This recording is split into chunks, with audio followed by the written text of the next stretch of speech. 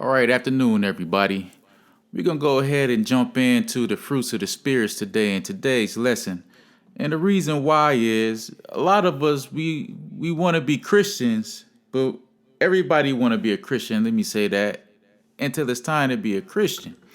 And now what I mean is everybody wants to carry the title of Christian, that wants the reputation that comes along with it, but don't want to put in the work that comes along with it. So what we're going to look at today is some of the characteristics that a Christian should possess and some of the things that we should stay away from. Today's lesson, we're going to go into Galatians chapter 5, a very beautiful chapter. And we're going to start at verse 16, and it says, I say then, walk in the Spirit, and you shall not fulfill the lust of the flesh. For the flesh lusts against the Spirit, and the Spirit against the flesh. These are in opposition to one another, so that you may not do the things that you please.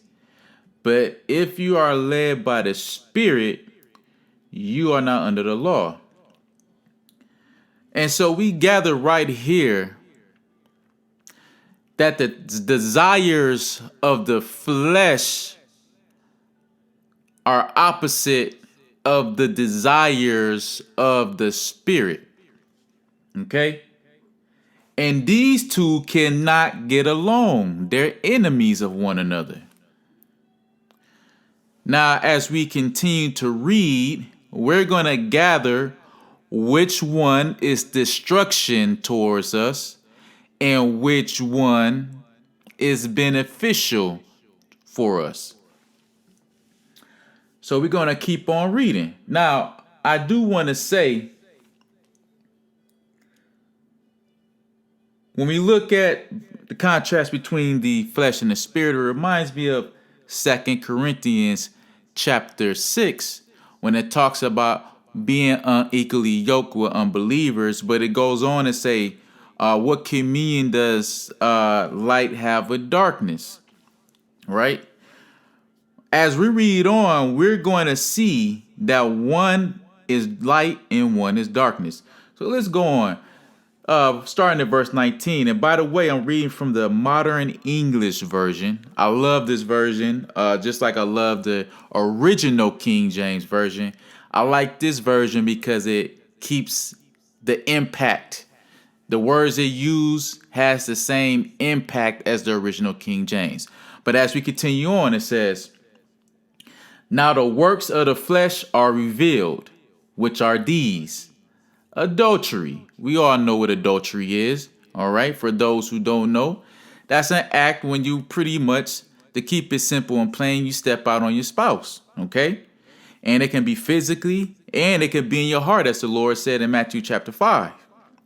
All right. You can also commit adultery against God when we live a lifestyle in opposition to the lifestyle he teaches us to live when we read his word, or we start going outside of the Lord's church and worshiping with other religions and sects, and or we start believing in other gods and all those things. So it says adultery, sexual immorality. Now that'll be if you're married, that's adultery, is sexual immoral. If you're unmarried, having sex, that's sexually immoral. That's fornication. If you are a male having sex with a male, a woman having sex with a woman. If you are married and you're having a threesome, that's sexual immorality. Okay? And that threesome being that it's you, your spouse, and a total stranger, no matter if they're male or female. All right, so continuing on. It says impurity, which is the opposite of pure. Pure meaning not contaminated or mixed with unnecessary elements. Okay, you're pure. All right. If you're pure and you have the light in you, you're not going to have specks of darkness in you. All right. I don't care what the movies tell you. Lewdness, which is the quality or state of being obscene. And words familiar with associated with this is dirtiness, vulgarity, raunchiness, profanity. Okay, so any kind of crazy talk, stuff that if you got any sense, you wouldn't dare say in front of your grandma and granddad. Okay, your grandparents. Uh, so as we continue on, so it says, and I might have skipped some of the words: adultery, sexual immorality, impurity, lewdness. Okay, um, idolatry, sorcery, hatred. All right, strife, jealousy, rage, selfishness, dissensions, which is disagreements that lead to discord. All right, heresies, which is pretty much a belief that is opposite of doctrine. All right, something that's just an opposite of the official doctrine. Anyone that teaches something, for example, if you go into a lot of religious institutions today that claim to be associated with the Lord, they may have a nice little building with colored stained windows or what have you. You know, the windows are like that homemade candy and stuff. Uh, and they tell you on Sunday, you know, pay the tenth or tithe, something that Christians do not do today. It's not scriptural. The commandment for giving is in 1 Corinthians chapter 16. And the attitude is in 2 Corinthians chapter 9 for giving. All right, which is you give for the heart, okay, not out of necessity. So you're not going to say this amount is what's necessary. You have to work it out with God in your heart, what you have the ability to give and what you are happy to give. All right. So them teaching that false doctrine will be heresy. Okay. What else do we have? We have envy. We have murders. We have drunkenness. We have carousing, which has to do with excessive drinking and partying. Getting together, having somebody at your house, people getting drunk, everything, half drunk, buzz, whatever you want to call it, whatever slang you want to use. Loud. It could also have something to do with, your favorite sports team wins or somebody get married, everybody outside. You see folks, they be having the parades and all the rioting and drinking, all that crazy stuff. Okay, so these are some of the things you just don't do. And it says in the like, he says, I warn you, as I previously warned you, that those who do such things shall not inherit the kingdom of God. So we see the flesh is associated with darkness. Now we can gather that the spirit, of course, is associated with light. Now we see why those two are in opposition to one another. Okay, they're at war. All right. Yes, you do. I do. We all have flesh, but we have to learn to battle against that flesh. We cannot let that flesh run our lives. We cannot seek to just feed the beast of the flesh. All right. So now let's continue on. So we know some of the things that if we want to be considered Christians, and I'm talking to those who have done it correct. I'm talking to those who have believed on the Lord. You have believed that he is the one and only begotten Son of God. All right. You have repented of sins, as it says in Acts 2, chapter 38. Meaning you turn away from sin, meaning you have a new change of heart and mind. You say, I'm not going to deal with that foolishness no more, that foolish lifestyle. And whatever I got to do to stay away from that lifestyle, I'm going to do it. Whoever I got to cut off, I'm going to cut off. Whatever activities I got to cut off or people, I'm going to do it. And then you get baptized, which is immersed full body in water. All right. By a male member of the Lord's one church that you can read about in the Bible, the Church of Christ, not a building. It's the Lord's body. Ephesians 1:22-23 for the body. Ephesians 4:4-6, that is one body, one church, one Lord. Romans 16:16, where we hear the description. All right. And so, if you have done that, cool. But just because you have become a member and been added to the Lord's church, Acts 2:47, by Jesus Christ himself, by the Lord himself, we don't get a free pass to do what we want to do. We got to live by the Spirit, not by the flesh. Yes, you and I, even I, have to live by the Spirit.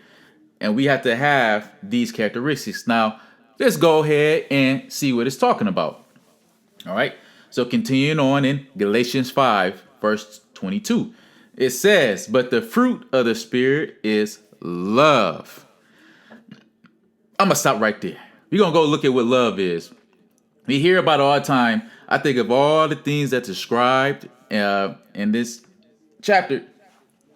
Love is one of the things that you would think everybody knows, but when you look at the world today, we can gather people who really don't know what love is. So I'm not going to spend too much time on it, but I'm just going to go through what the Bible gives the official godly definition of love. It says, love suffers long and is kind. Love is kind. Okay, love is not mean. Love is not attitudes. Love envies not. All right. Love flaunts not itself and is not puffed up. Okay. You're not cocky. Love doesn't think it's a sinner. You should be happy to be my friend. You should be happy that I'm into you and married you or dating you. What have not. And it's not puffed up. Does not behave itself improperly. Okay. Seeks not its own. Love is about giving. Let me understand that. Love is about giving, not receiving. Always remember that. It's not easily provoked. Thinks no evil. So love ain't just ready to snap off on you for everything. I hope hope she say something. I hope he say something to me. I hope she say, I can't wait. She say something. I'm gonna give her a piece of my mind. That ain't love. All right. Thinks no evil. Ain't sitting back thinking you're doing things you ain't doing, thinking, expecting you to do something. Oh, if you love somebody, that's just not what it is. If it's without cause or suspicions. Rejoices not in iniquity, but rejoices in the truth. Bears all things, believes all things, hopes all things, and endures all things. That's what love is, all right? So that's one of the characteristics that you, and even I have to have. Continuing on, joy. All right, joy. That's one of the fruits of the Spirit. We don't walk around like Frank Castle seeking revenge or Batman or somebody like that. Joy. Now, I'm not saying you got to walk around smiling every day like the Joker or something crazy like that, but you can just see it in us, having a joy.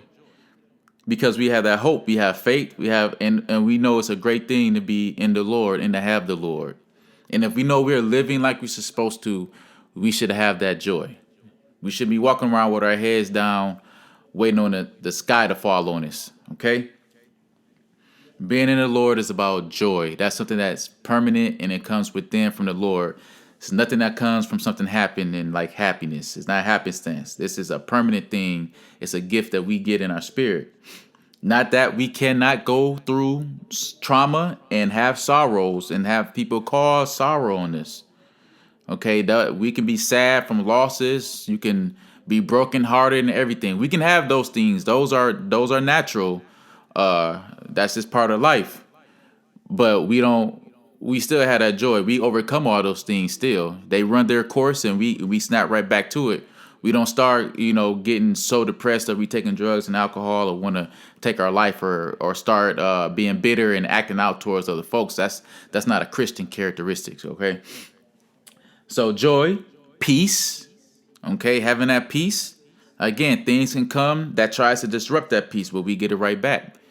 We got to practice and get our minds back and our heart and spirit back on track, and remember that God is with us and He'll give us that peace back. It's always there. Sometimes it just get away from us for a little bit, but we get it right back. Okay. And it's not just that though, but we're peaceful people. We promote peace as well. We promote joy as well. We promote peace. Okay? And in all things, we strive hard to be peaceful in each situation. We're not just ready to go to war or act out some way. And we give peaceful counsel, peacemakers.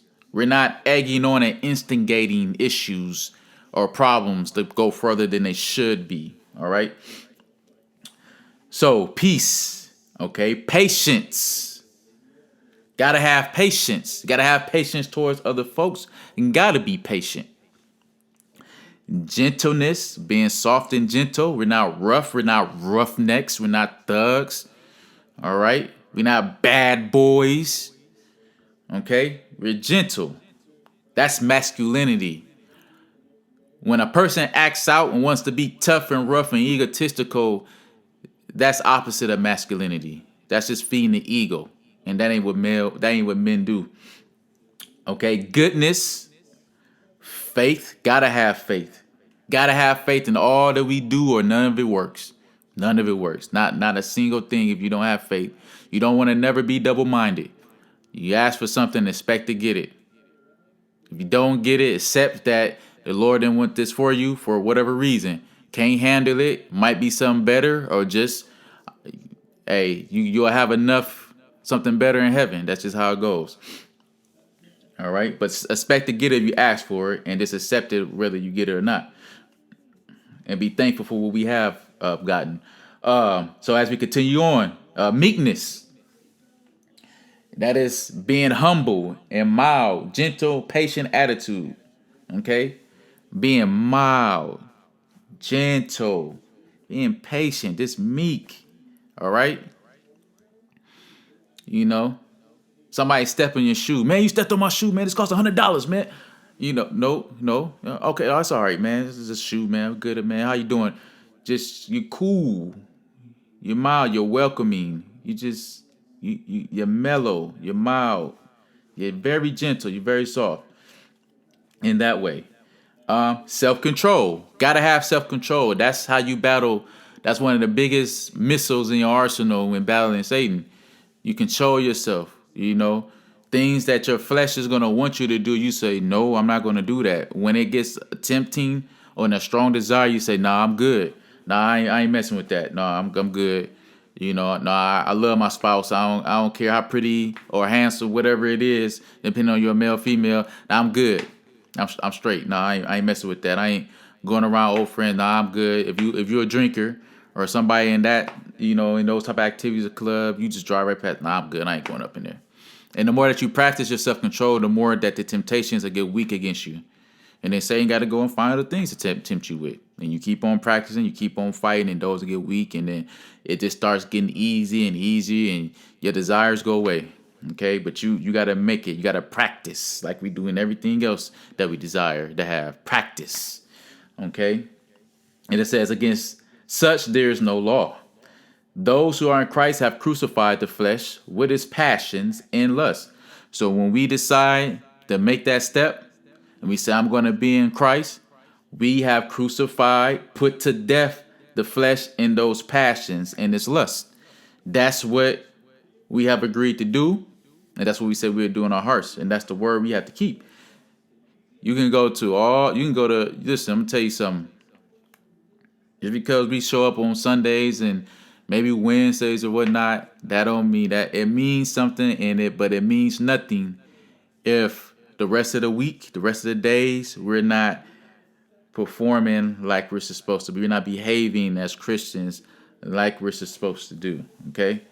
And if we're trying to satisfy that flesh, that one thing that hates us is not of any benefit, okay?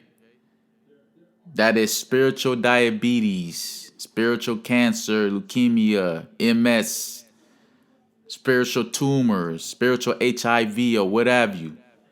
That's what the flesh is. And its desires as well. So it says, if we live in the Spirit, let us also walk in the Spirit. Let us not be conceited, provoking one another and envying one another. If we're going to live in the Spirit, we must walk it.